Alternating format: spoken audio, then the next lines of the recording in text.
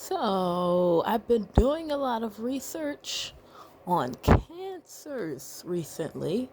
I'm not sure if you heard or not, but there was an experiment, a trial done in New York recently, in which they found a cure, alleged cure for rectal cancer. Rectal.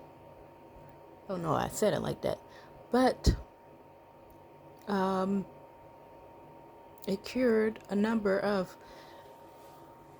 patients who were in the experiment or case study trial, whatever it was, cured their rectal cancer. So you may think that, oh my God, this is the best. You know, um, they haven't found a cure for cancer yet, and this is the beginning of good things to come. Well, you may or may not be right or wrong. Recently, I had the pleasure of looking on two separate websites. It was, let me see. So one of them is Cancer Treatment Centers of America, and the other one is, I gotta look up the file. Da, da, da, da, da. I already had it open. So the other one is this lovely, lovely American Cancer Society. Okay, so we got two different cancers websites for cancers, for people who want to get help and treatment with their cancer. So I spent a nice little day researching these sites, and I found something shocking. Now, I'm not a doctor. I'm not a physician of any kind. But there are some things that are just obvious and have to do with basic common sense. And once you see it, you can't unsee it. So anybody can go to the website, but I'm just going to give you the gist of what I found out, which is the following. So they have over here, and I'm not going to video it because YouTube will freak out and take my video down, yada yada. But if you would go to the website and you would research the different cancers that they have about 67 that I counted.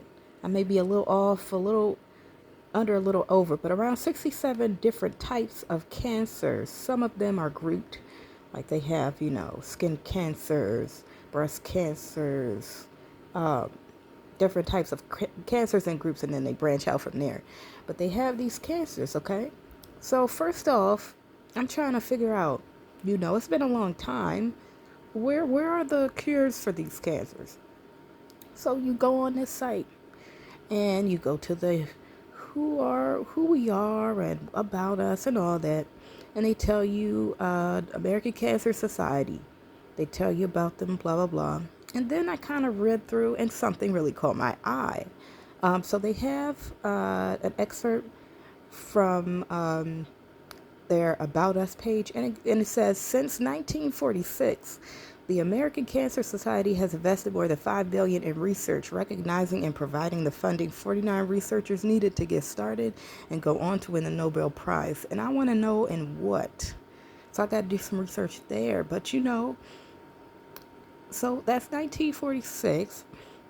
Since then, they've invested more than $5 billion in research. It's 2022 now, about to be 2023, so that's about 76 to 77 years that they've been investing. So why aren't there any cures for cancer? When I say that, I say when you go and you research these cancers, you look at each one of them. And if you don't have time, well, don't worry, I've done it for you. And I've looked over these around 67 different specific types of cancers, and only about a handful of them that you could count on both your hands, around 7, I believe, that have been that they have even found any type of cause for the cancer. And I thought I was losing my mind. I thought, this can't be real. And think about it. 1946, it's been a while. They came together before that time, but that's only since they've been investing into this company. And they asked for funding from from whoever funds them, the people who save the children, um, donate for cancer and to find the cure. But if you go through, and I've got them numbered because I went through each one: laryngeal cancer and I don't even know how to pronounce this. It looks like hypopharyngeal cancers. Okay, I went to the causes. We don't know what causes each case of this cancer. What causes oral cavity and oropharyngeal cancers? Doctors and scientists can't say for sure what causes it. What causes nasal pharyngeal cancer? The exact cause of most nasal pharyngeal cancers, NPC, is not known. What causes nasal cavity? And we don't know the cause. What causes salivary?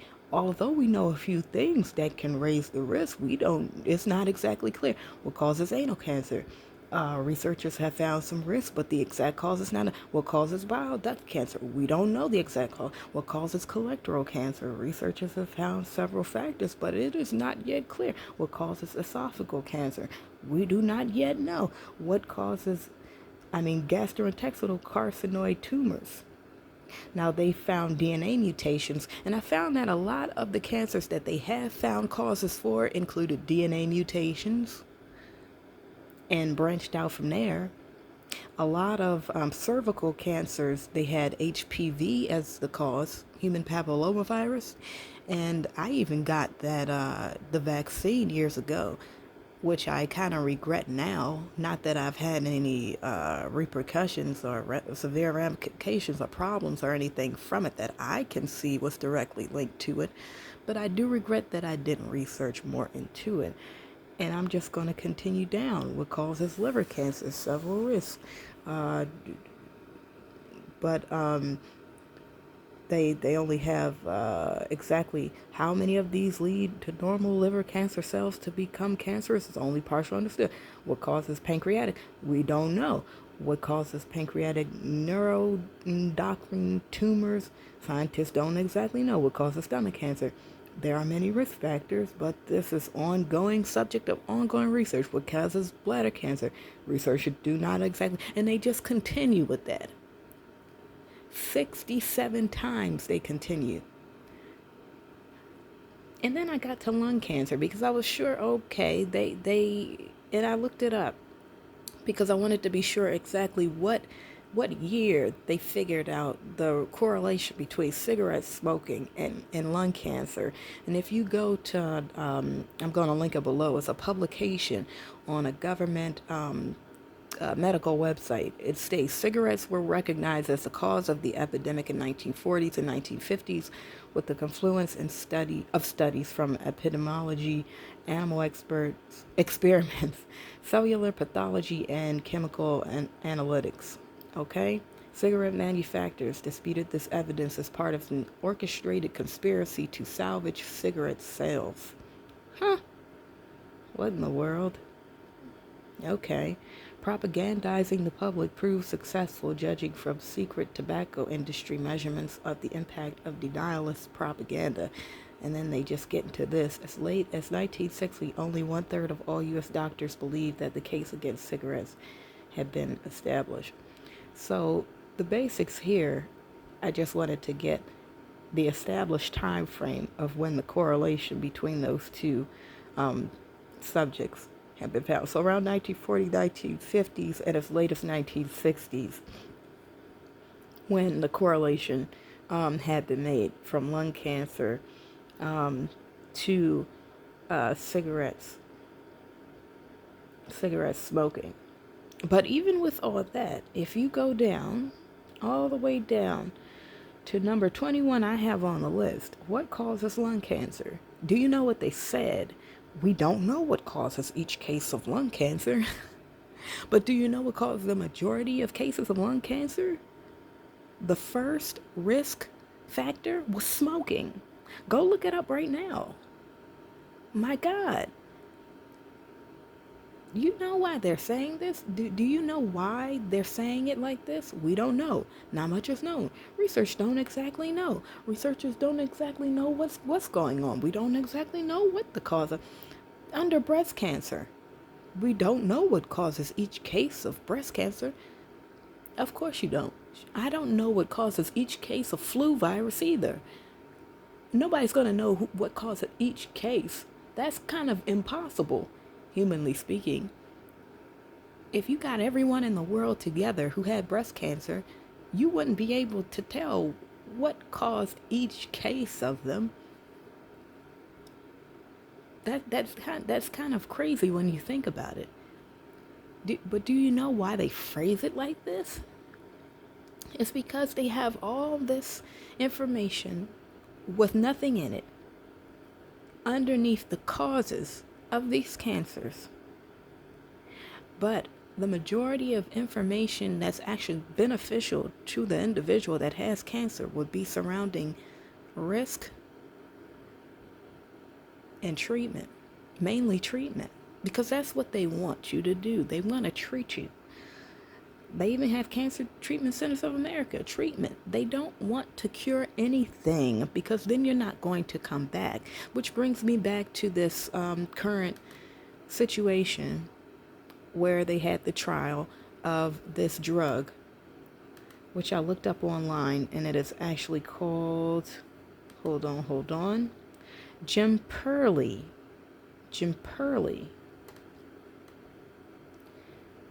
Okay. Cancer in all patients vanishes in new U.S. drug trial first time in history. So it's called Jemperli, Jemperli, cure for rectal cancer. And they're calling it, oh my God, the wonder drug. It's going to cure all the cancer in the world.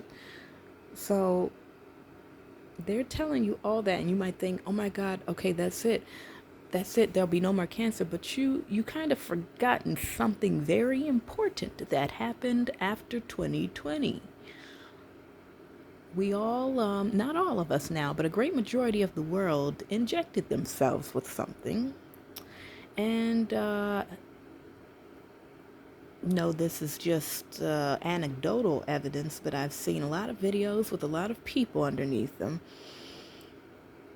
commenting about their parents, relatives, friends, and how different people's cancers were coming back. So they're telling you, based on this, I know it's only anecdotal, but you can look it up for yourself and see just how many people I'm talking about are commenting under these things. So they're telling you they found this new secret wonder drug. You don't need to have chemotherapy to be cured, but we injected ourselves with something. Not me, but a large majority of people did. And their cancers are, they're coming back. So how much more is this cure for cancer going to help people if they keep injecting themselves with some sort of experimental serum that they didn't investigate and research enough to figure out what was truly in it?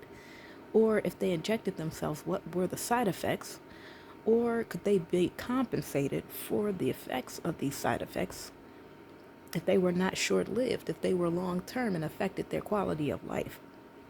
So, how much is this cure going to help if their cancers keep coming back? This may cure their cancer that they have currently, but if they inject themselves with a rooster, let's say, a rooster every 6 months, then their cancer is going to come back and they're going to need this drug again. So how does that really help cure cancer? Nothing's changed. You think this changes things? They're just bringing this out all of a sudden. After 2020, they're just bringing this out. All of a sudden, we have this new wonder drug that's curing cancer.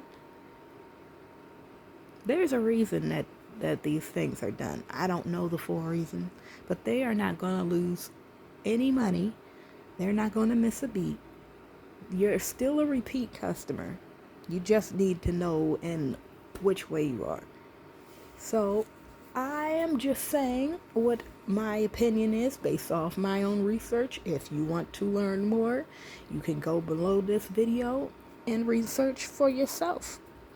I will include all the links from all the research that I've been doing and more to come. That's it.